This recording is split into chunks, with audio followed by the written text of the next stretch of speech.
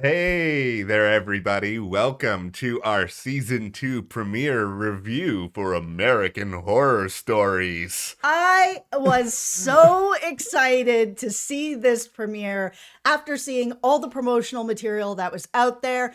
I knew there was going to be dolls. As you can see, I've got some of my doll collection out. I've been a long time collector of dolls. I do not find them creepy. I love them. My grandma got me hooked on dolls. So, yeah, here you go. Here's some of them. Sweet. But this was so exciting for me because not only was there dolls involved, but Yeah. American Horror Story was coming back in some sort of form, and I love this show. Also, Houston Tao. I love him. Listen, if you guys watched Animal Kingdom last season, actually Animal Kingdom is going on right now as well. It's the final season. Yeah. We're covering that here. He played young Pope over there, and he was excellent. It was the first time I had ever seen him in Yeah. anything. So when I saw that he was going to be cast on this show, I was like, oh, this is going to be good. Because if he can play Pope, Yeah. he can play anything.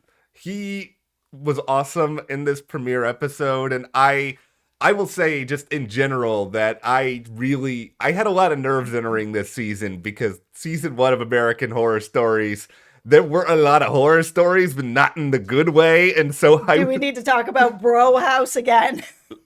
I will be a defender of. I will be one of the Oh, only Lord. defenders of Bro House. But no, I didn't like a lot of season 1, so I was nervous. But I do love Houston Tao. I did love the idea behind this Dollhouse episode. Seeing some of the previews, I'm glad that it wasn't just Chucky all over again. No, it lived up to the hype in my head. I was very excited. I was a little bit nervous because, yes, Yeah. season one had some hits, but it had a lot of misses as well. I mean, yeah, Bro House. Rabbit Rabbit was pretty good. I mean, I enjoyed that one. But this one was far and beyond. They have raised the bar this season. All right. Well, we will be here discussing American Horror Stories and what is probably going to be a roller coaster sort of season. I am saying already, I don't think all of these are going to be good, but that is just better to have low expectations and be surprised. Hit that subscribe button so you guys don't miss any of our reviews of that. American Horror Story proper is coming out at some point, though they've released almost nothing about it. We're also going to be covering House of the Dragon here. Yes. That's coming up next month. Andor coming up next month. We've got a lot of good stuff here at the channel, so hit that subscribe button. Also, if you need a little palate cleanser, Yeah. you need to calm down a little bit, you can head over to our Instagram, Matt and Jess TV, where you can find some very sweet little pictures of my little bunny over there. She just got a new tent. So, yeah, head over there, follow us over there. Okay, this episode was so successful, I think, for a lot of different reasons. Like, it wasn't like, scream in your face scary, but I don't need that sort of thing. And it just felt really original. And that's sort of the big issue I had with a lot of horror story in general as a franchise as of late is like, okay, all right, we've seen this before. We've seen like the crazy Christmas killer and all these other sort of adaptations. We've seen weird body snatching stuff like we saw Death Valley, but I don't think we'd seen this exact story before with the dollhouse. I don't think we'd seen these exact characters before either. No, it was an original story as far as I've seen in horror genre. And I mean, I'll be honest, I haven't seen a ton of horror. And I've seen some stuff with dolls, but not Yeah. exactly this idea of sort of this father Yeah. who's trying to find the perfect mother because his wife stepped out on him, threw her down a well, threw her lover down a Yeah. well, and was like, you know what? I'm just going to find the absolute perfect mother for my son. And this is how we're going to go about it. We're going to kidnap women. We're going to make them be dolls in this doll house and put them through tasks of ironing, setting the table, connecting with his son. Houston Tao, who Yeah. was again excellent. It was such an original, cool story. And what I gotta say that I absolutely appreciated so much about this season was the big reveal at the end. Yeah. Because last season, I mean, listen, it was the first season. They had to try to get us all on board with it. So they pushed that it was going to have big Murder House connections. Yeah. Got me to watch. I love Murder House. So I was like, oh, okay, we're going back to Murder House. Excellent. And this season, it was a whisper. There was no spoilers out there at all that there was any connection whatsoever to Coven. So by the time we got to the end, Yeah. and we learned that, we have little Spalding, little Myrtle. Oh my goodness. I was just like, this is so great. I was legitimately like really, really surprised, and very much in a good way. I was watching the episode, and Dennis O'Hare is there, and I love Dennis O'Hare, but of course just seeing him in American Horror Story makes me think a little bit about Spalding from Coven, and then we're seeing, some witchcrafty sort of things going on here with Kobe the Clown, who we'll talk more about. And so it's like, I was thinking a little bit about Coven while I was watching, but never in a way where I actually thought that we were getting a Coven connection at the end. I was just like, okay, this sort of magical mysticism stuff, that's always out there in horror. It doesn't have to be connected to this other show. And so it just hit me with a ton of bricks when they sort of revealed that is, the kid's middle name, and he's just going to act like he's been there this whole time.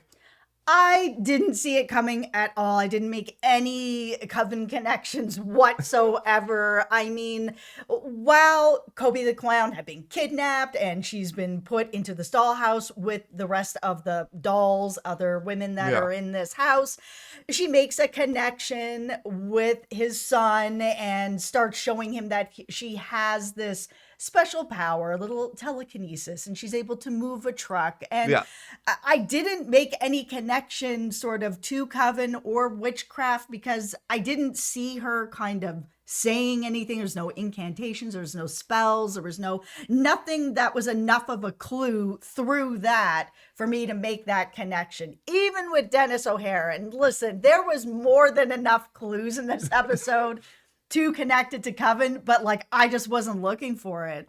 They did a good job of not making us sort of want to see them. It's like, I think back at this, that's at the very start. It's like, okay, this is a story set in the South. Theoretically it wouldn't be all that far away from the school, but I didn't think about that actively. I was just thinking, here's a story about a creepy dude who's doing some really creepy things with dolls. By the way, I love that Kobe the Clown was not a scary clown. I this is one of my most controversial corners, is that I think the whole clowns are terrifying thing is very overly done. I understand some people are actually afraid of clowns, but it's just like, I like clowns. Yes, there are some bad clowns, but there are good clowns too. Clowns, without clowns, who pies anyone in the face? Getting pied in the face is always funny. I could pie you in the face. I don't need a clown to pie you in the face. Who wants to see that pied in the face?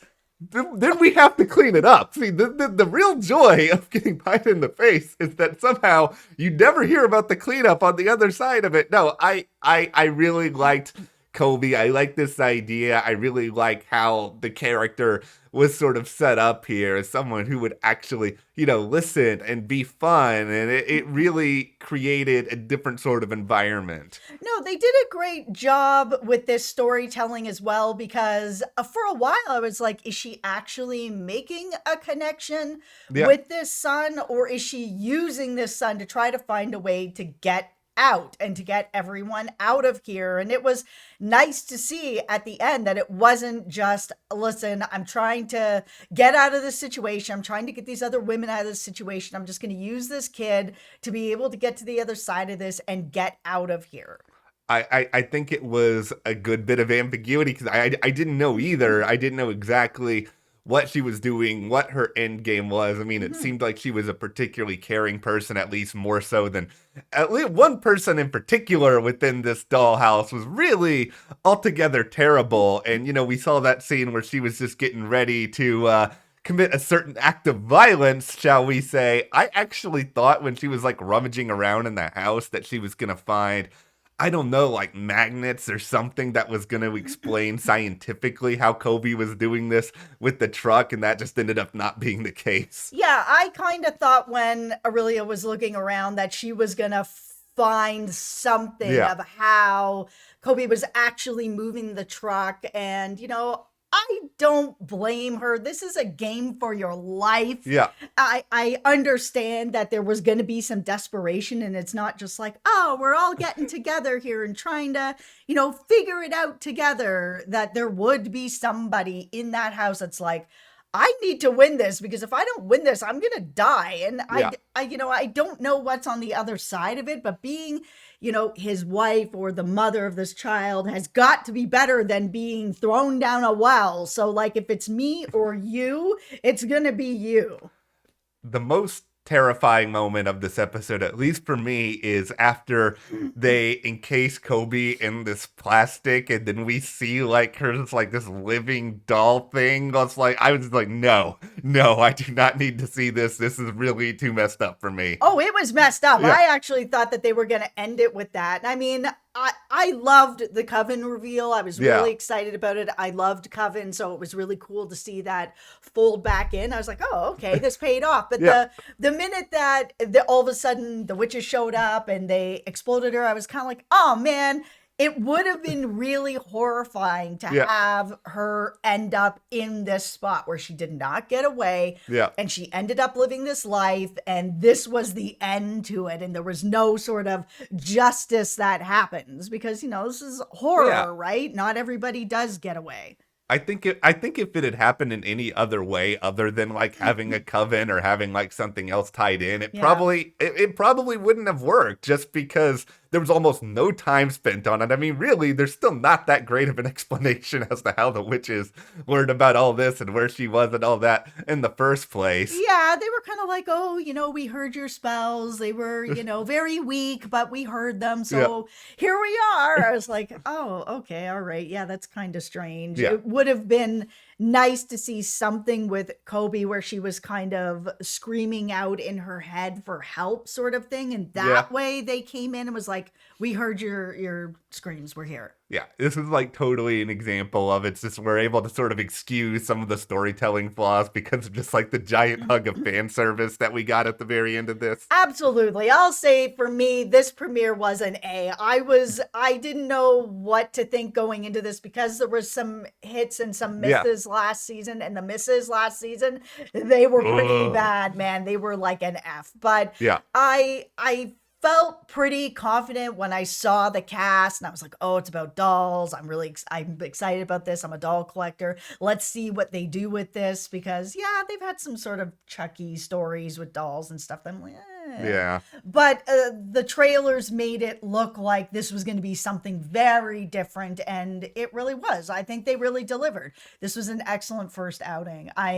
I'm really excited for the rest of the season now. What I hope we're going to kind of get the rest of the season is I would love it if there is another episode or two somewhere in here that does reference a past season or is tied in some shape or form, but they have to be careful. Like, I hope that the next episode isn't tied in to a past episode in some way, because I don't want to get that expectation. I want to be able to just be like, have that surprise that we had here in the premiere again. I do not want any other connections for the rest of this season. That was one of the mistakes that they made for me last season. I was very excited that Murder House was coming back. I was like, cool, we're going to get an episode of that. And then it was like, oh, we got 2 episodes of that. Oh, we got 3 episodes of that, plus 3 or 4 other episodes in between. I was kind of like, this could have or should have just been a whole season of Return to Murder House, because they overdid it. They spent too much time. They put their foot back in. They moved back in. It was too much.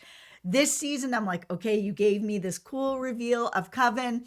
My fan service has been done. Let's see what other original stories you have. I want one more. Just give me one more. It's okay if they don't give me any more, but I want one more, as long as it is not next week. I do not need a repeat next week. Listen, if they want to bring me a spin-off of Little Myrtle and Little Spaulding at the school, I will watch that all day. But it doesn't need to be in this particular season. Well, we'll see what Horror Stories has in store for us. But, we will be here every week breaking this stuff down. Hit that subscribe button so you guys don't miss any of that. And we will see you here next time.